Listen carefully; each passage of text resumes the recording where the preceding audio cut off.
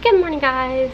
Today's vlog is going to be more of a story time of yesterday. So basically I was going to just tell you guys, like, I was just gonna put in some sunset clips, which I did get some. It was a beautiful sunset on my first flight, but that was about the only good thing that happened that day. Oh my gosh. So it's a good thing I didn't vlog yesterday, guys, or I would have been crying into the vlog. So buckle up, make sure your seat cables are up, because I'm about to tell you guys about the flying day from hell. And before I delve any further into this, to just give you a quick overview and kind of tell you guys a little bit of how yesterday went. I got home at 6 a.m. I was supposed to get into Tampa at 12:30. I got into Tampa at 4. And that was because delays, sitting on the tarmac, a mortifying situation with EMS for me, and thunderstorms. And all of that combined created what happened yesterday. So now we'll dive in. So I got to Little Rock Airport around 3 yesterday, and everything was fine. I was seeing these flights start getting delayed that were going to Dallas because there was weather in Dallas. But I was there like really early, and I didn't fly out till 7:20, and so I just kept an eye on the board, and I saw everything was fine. Like, my flight was on time all the way up until I was boarding. So for those 3 hours at Little Rock Airport, everything was normal. I was coloring, I was watching stuff, I was just chilling out. It was just a normal flying day. And then it all started happening. So it happened first when I got to my first flight. So I was already on the plane and boarded, and almost everybody was boarded at this point. And I pulled up my Southwest app just to, I don't even know why I pulled it up, really. I don't remember why. I just pulled up my Southwest app, I think to see what time we're supposed to take off. Or like what time, I don't remember why I pulled it up. But anyway, I saw that it had gone from the green on time to delayed. And it had pushed itself back from 7:20 to 8:10. And so instead of getting in at 9, or getting in at 8:35, we were gonna get in at 9:05. And I was like, problem? My other flight leaves at 9:15, the gates will be closed. So this was the first of many problems yesterday. So I hit the call bell, and I called the flight attendant over, and I was like, I was really confused, because we were all on the plane, they'd done the safety instructions, it seemed like we were about to get going. And I called her, and I was like, is this a glitch? Like, I'm gonna miss my flight if this is for real. And she was like, hang on, where are you going? And I said, Tampa. Because I was like, Dallas, and then she was like, well, after Dallas, I said Tampa. And so she was like, well, hang on, I'll get back to you. And then, like, a couple minutes later, the pilot comes on, and he's like, okay, we are only going to be delayed about 10 minutes. It turns out, because it wasn't because of weather, but because of the weather in Dallas earlier, there was no gates available, so we couldn't fly. And he was like, okay, we thought we were going to be delayed an hour, we're only going to be delayed 10 minutes, so we'll be on our way shortly. And I was still panicking because I had a 20-minute layover, and I had like 10 minutes to get to my next boarding time. Well, now we're going to be delayed 10 minutes, and I was like, I'm screwed. So I was like, there's nothing I can do about it. She knows I'm going to Tampa. So I'm going to go ahead and insert those clips of that first flight now. And the sunset was beautiful. I was so glad to finally see a sunset from the sky. And that 50 minutes, some of it was peaceful, seeing the sunset and stuff, but I was also really frazzled at this point already, because I was like, what am I going to do when I land in Dallas? Where's my plane going to be? So here's all those clips from that first flight, and I hope you enjoy the beautiful sunset.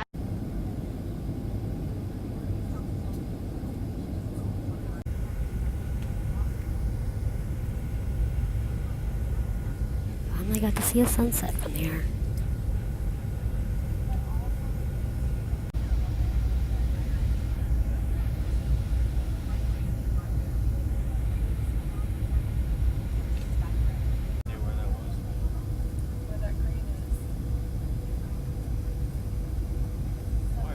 we land in Dallas and we make it to there, and then we are just sitting on the taxiway.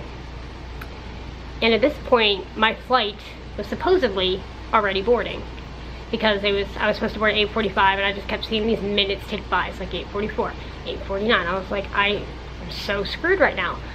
But the pilot came on again, and he's like, well, because of the backup in Dallas earlier, there's no gate for us to go to, so we're just kind of sitting here.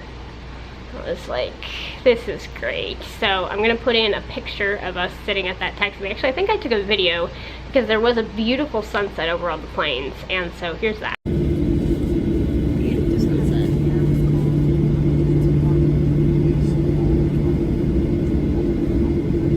And then we finally pulled into a gate, got off the plane, and I booked it across the airport, because it was like, it was so backed up and so crazy in Dallas. It was just like first come first serve on these gates. So it was like all the gates were just jumbled everywhere. And so we parked at gate 2, and I was in gate 18. So I ran across the airport, only to find out that, and I saw they were boarding. I was like, they were boarding A group, I was in B. I was like, I made it just in time. I can relax. I'm on my way to Tampa. Not quite yet. So there was 300,000 people without power in Dallas from these storms earlier, and part of that repercussions was the air conditioning in Dallas Love Field was not working right. Everybody was sweating. It felt like a sauna in there. It was so hot. And then I found out this flight that they're boarding at gate 18 is not my flight. I heard them start calling boarding for this San Jose flight, and I'm like, San Jose? Like, I talked to the lady next to me. I was like, this is the, I have the gate for Tampa, right? I just ran here. She's like, oh, yeah, this is the gate for Tampa. We're delayed an hour. I was like, no fun. So I just ran across the airport for no reason. But in a way, I was almost a little bit relieved too. I was like, okay, an hour is fine. I don't have to worry about missing my flight. And I was like, okay, now I can just settle down and relax. And so I just, minus baking alive from the sauna that was Dallas Airport, I was just scrolling on my phone and just waiting. Well, after an hour, so we are delayed back to our arrival time of 1:30 at this point. And so I get on the plane, and everybody files on the plane. I find a nice seat. I sit by the window. Everything is happy-go-merry, you know. And the flight attendant makes their announcement, and then we start to, well, first we're sitting there for a little bit. We sit there for quite a few minutes because boarding takes a while, because it was a completely full flight.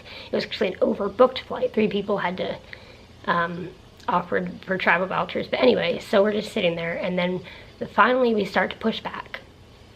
And I'll start their safety announcement. I was like, all right, time to head to Tampa. And then we go back to the gate. We push back.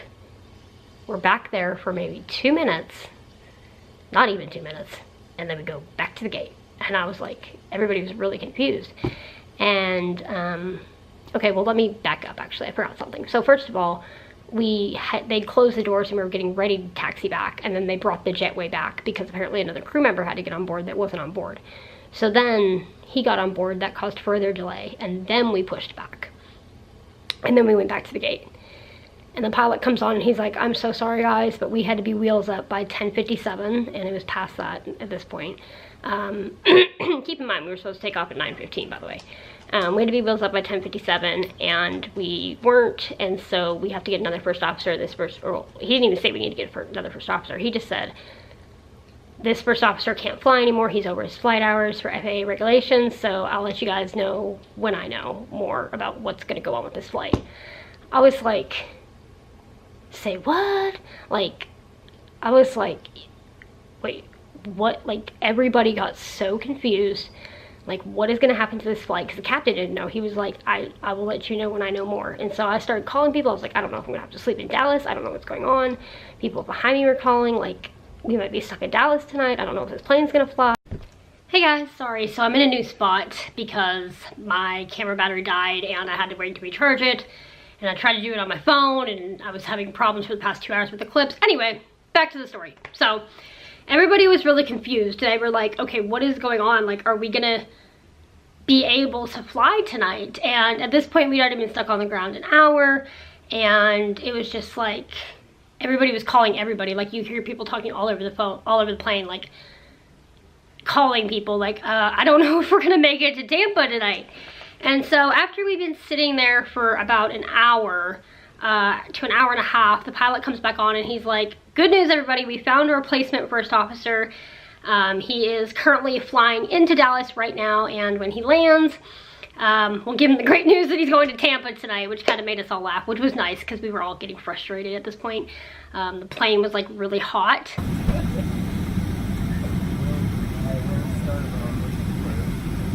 And they were doing their best they could. They were like serving water and opening the vents and stuff. And I don't know why the plane was so hot, because it was the middle of the night.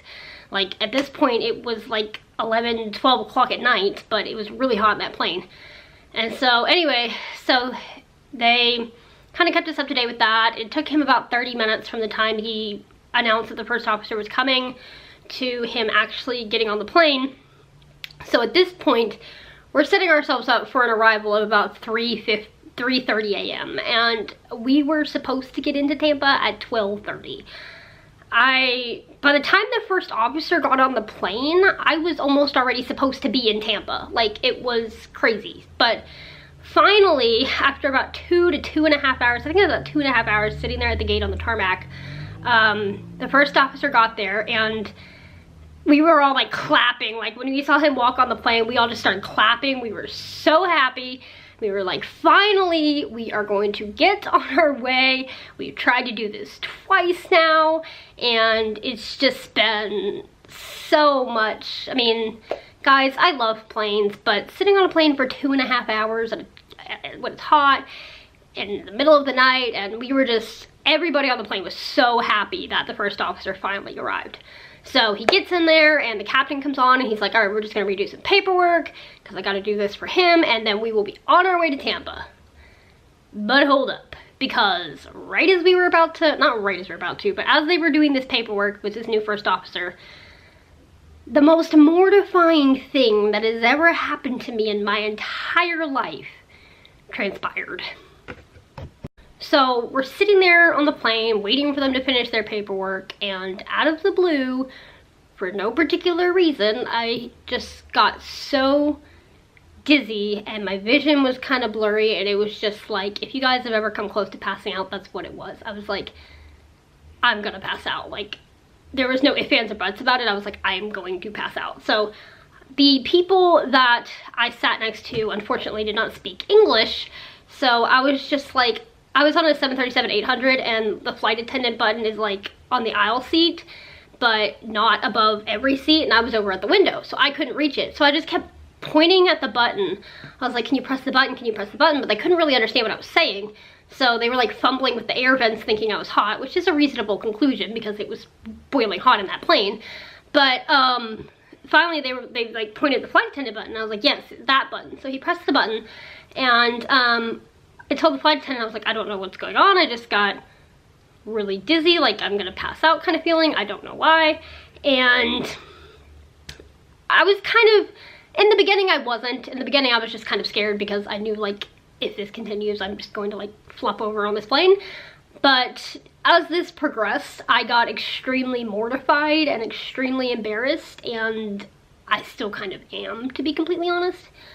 So the flight attendant comes and she like brings me a cool thing to put on my head, and I was thinking it was just like, you know, it was hot in that plane. And before I go any further with this story, I'm going to tell you guys, so you're not like worrying or whatever, the outcome of why all this happened was, one, I was overheated because Dallas airport, the air conditioning wasn't working, and the plane, it was hot. So I'd been in like stuffy sauna-ish environment for 5 hours at this point. And two, I'd barely been able to eat all day, and so my blood sugar was a little low, so this is why that transpired. But anyway, so she gave me that. It didn't really help that much, so she brought me like an apple juice, and that started helping. Now the ironic thing was, hopefully this will never happen again, but the ironic thing was, of all times for this to happen, the 3 people in the seats right in front of me were all doctors. Like, it was like, this is some kind of miracle. Like, how did that, like, I sat here and all these people are doctors, so that was kind of, I guess, a blessing in a way. So they were like, kind of asking me questions. They were like, are you stressed? Well, I was like, I said yes, but I was also thinking, I was like, well, yeah, I've been sitting on this plane for 3 hours. I just ran across Dallas Airport thinking I was gonna miss my flights. Like, I was thinking like, yes, I'm very stressed.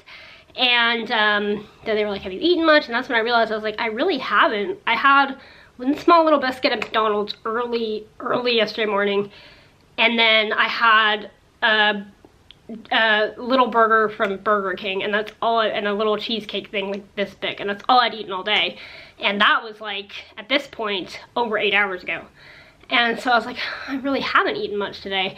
And so this is something that I normally would never do, but the people that were sitting next to the doctors that were on the plane, they were like, I have some chocolate covered almonds, do you want to try some? And it was just like, why not? I'll do it, because I was just, at that point, I just wanted to feel better. So I normally would not take food from strangers. That was like, I don't know where it came from, but I mean, obviously, my reasoning was, well, if they were planning on eating it on the plane, then obviously it's not going to poison me. So I started eating that. I started drinking apple juice. I started feeling a little bit better. I was like, okay, I'm feeling a little bit better. And the flight attendant was like checking on me. And at this point, as I'm starting to feel a little bit better, is when I'm starting to feel mortified, because I realize that this plane has already been sitting on the tarmac 2.5 hours for circumstances outside of everybody's control. And now we are being further delayed because, and only because of me. And I was just like apologizing to everybody. I was apologizing to the flight attendant, I was apologizing to people in front and behind me. They were all like, let me tell you guys right now, they were amazing. I always fly Southwest, so I'm just gonna say Southwest was amazing at handling this. I cannot thank them enough. They were really nice. But the flight attendant was just like sitting next to me, and she was like, as a mom, all that matters is that you're okay. Don't worry about the flight. And that's basically what everybody else was echoing. But I still couldn't help but feeling terrible that I was holding up this plane. So she was like, I started telling her that I was feeling better after eating that and drinking the apple juice, and she was like, well, just to be on the safe side, we're gonna have EMS check you out. And this was the point that I started getting embarrassed, because I was like,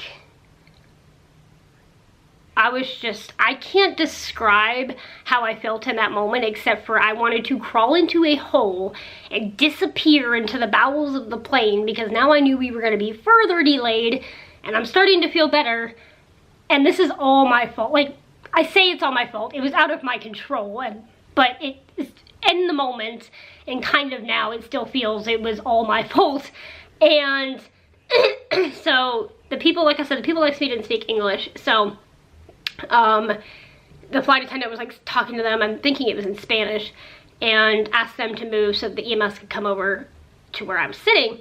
And he was like, okay, we're just gonna take you off the plane for a minute and check you out.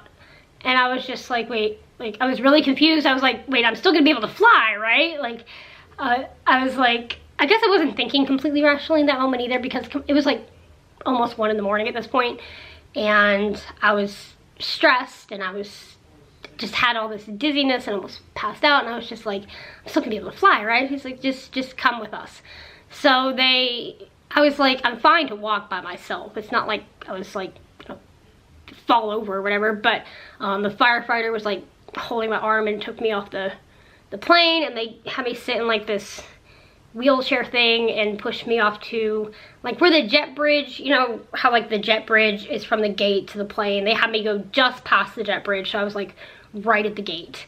And at this point is when I was really starting to, 1, be embarrassed, 2, lose it, because this whole day had just been one chaotic event after another, and this was just everything. And so he took me, and like they did all the like vital stuff and stabbed me in my finger for the blood sugar and all that, and everything was like checking out fine except for my blood sugar was a little low. And so I was like, okay. And I was also embarrassed because it's like, I'm sitting here off the plane, everybody just stared at me as I'm getting off the plane. People in the gate are staring at me. I'm sitting here with like 3 EMTs and 3 firefighters all around me, and I'm just like,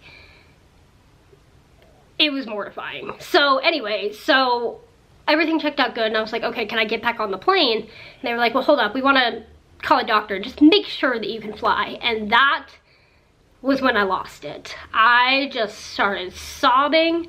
I couldn't stop.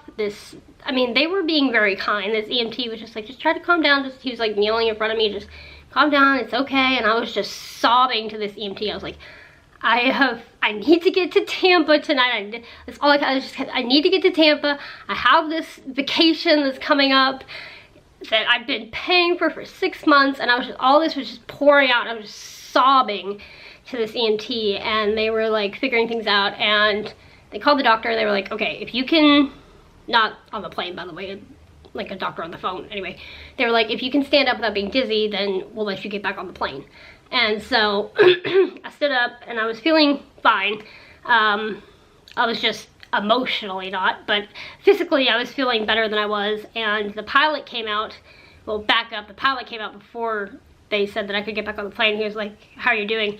And normally, guys, I would relish the opportunity to like be with the pilot because I love aviation and I love that kind of thing. But at that moment, I was just, all I said to him was, I am so sorry for delaying this flight even more. Like, I felt like, I just kept saying, I'm so sorry, I am so sorry. He was like, don't worry about that, just worry about yourself. I was like, I just kept repeating, I was like, I'm so sorry for holding this flight up. And so he kind of stayed out there until he was sure that, until they called them, and then they were like, I wanted to like jump out of the wheelchair and run back to the plane. Like, everything was just so much at that point. But he was like, okay, just leave your bag in the wheelchair and stand up. So they made me like stand up for a minute, and then, I mean, just as suddenly as it had come on, and probably because when I got back into Dallas, thinking in hindsight, the air conditioning was actually working then, and also, like, I'd had the sugar, so I was feeling better, and, you know, what had caused me almost passing out was gone, so I was feeling better. So as suddenly as it came on, it left. So I stood up, and like, they had me stand there for a minute, and then I had to sign this thing. And then finally, after about 30 minutes in the jet bridge doing all this stuff with the EMTs, they let me back on the plane, and the pilot followed me back on. And I was so happy to be getting back on the plane. I'd been crying to this EMT, so I was like, tears. And I see the flight attendant's like, okay, we had a medical problem, but she's coming back on the plane. And so then I'm just like staring at the floor, finding my row. And let me reiterate that my embarrassment and stuff had nothing to do with how people were acting towards me. Everybody was being kind. It was just, I felt so bad and so everything. So I was just like staring at my row, found my way back to my window seat and got in. And then finally, we were on our way to Tampa, but it wasn't, my crazy day was not over yet. So after all that had transpired, and at this point I'd been sat on the plane for 2.5 hours, and then in the terminal for 30 minutes, and everybody else had been stuck on the plane for 3 hours. Finally, the doors closed, and they were like, we are leaving. And this was our 3rd time backing up from the gate. So the flight attendant was like, I'm not even going to bother doing the safety announcement this time. I think you guys are pros at it, because we just heard it like twice before without going anywhere. So we finally backed up, took off, and for the first hour of the flight, everything was fine, except for I was like in the window seat just crying and trying to compose myself, because first I'd been scared, then I was embarrassed, and then I was just, it was like past 1 in the morning. I was exhausted and still felt bad about holding the plane up. And it was just, so for the first hour, I was just kind of leaning against the window, listening to music, and just kind of like quietly crying into the window. But I started feeling a little bit better, and then about an hour and a half into the flight, the pilot comes on, and he's like, just want to let you guys know that due to some inclement weather, we are going to be experiencing some moderate turbulence. So the flight attendants are going to sit down and just stay seated. And I didn't like that word moderate turbulence, because I didn't want to know what a pilot considered moderate, because everything I've been in is considered mild to a pilot. Now, by some miracle, this turbulence never transpired. I had prayed, I was praying at this point, and just because of everything, I was just like, please God, let us make it to Tampa safely, and I was just like, please just let us get to Tampa. And so we had this turbulence never transpired, but we were like flying through this lightning storm in this storm, and there was like, it was beautiful in a way because there was no turbulence, so I wasn't really that scared. And I took some clips of that, so hopefully they'll work. I've been having some trouble getting them to work, but if they'll work, I'm going to insert them here.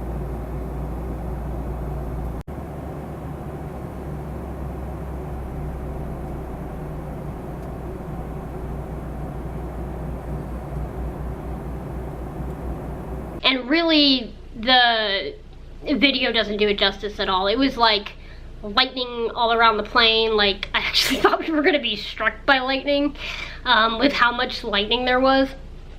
And it was beautiful to look at, but it was also kind of intimidating because a nighttime flight during a storm is what kicked off my fear of flying, and thankfully I didn't feel fear. I was just kind of like, I think I was too zombified at this point. So finally, we get through this storm, we descend through this clouds. That did scare me because we hit turbulence there, and hopefully that clip will work. Let me insert it. And finally, I hear we are making our final descent into Tampa. And it was just this amazing feeling of relief. Everything that had just happened in the past, it was like 12 hours of traveling, and finally we were descending into Tampa and we touched down. I was like, the minute we hit that runway, I was just like, it all just like, all the stress just finally melted away. So at 4:30 in the morning, 4 hours behind schedule, we finally landed in Tampa. And it was kind of funny when we got on the, because Dallas is in Central Time, obviously. So when we got on the runway, the flight attendant was like, all right, you guys can now use your phones and let everybody know that you've gotten to Tampa at 3 o'clock in the morning.